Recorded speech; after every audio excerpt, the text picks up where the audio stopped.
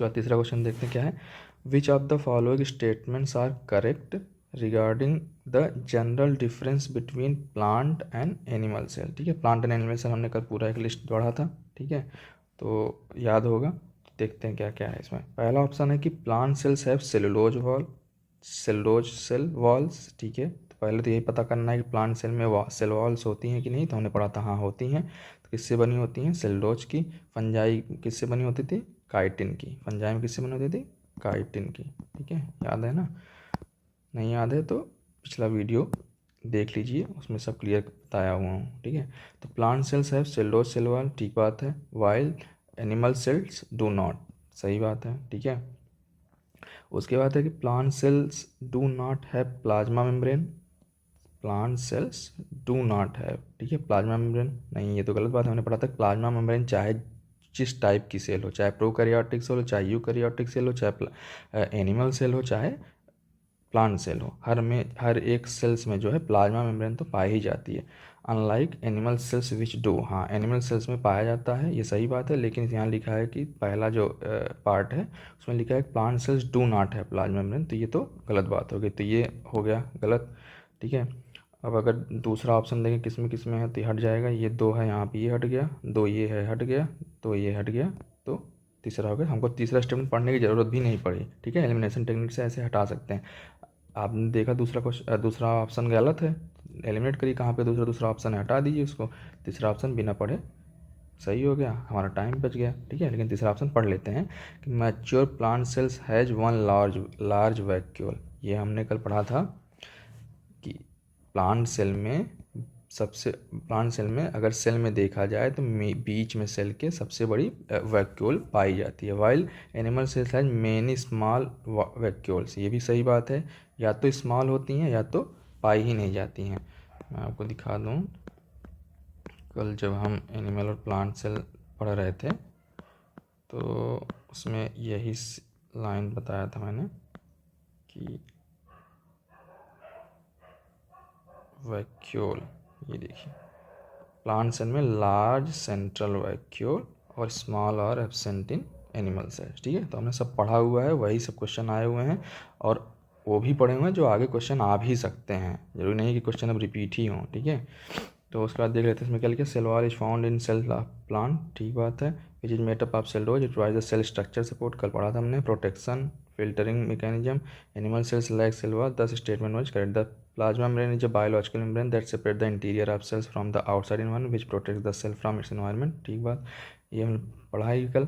Animal cells as well as plant cells है plasma membrane, ठीक है, animal cells as well as plant cells है plasma membrane. तो यहाँ पे और भी ऐड कर सकते हैं, प्रोकैरियोटिक सेल भी हो तो वहाँ भी होता है। ठीक है, चाहे मतलब जिस टाइप की सेल हो प्लाज्मा मेम्ब्रेन तो होता ही है।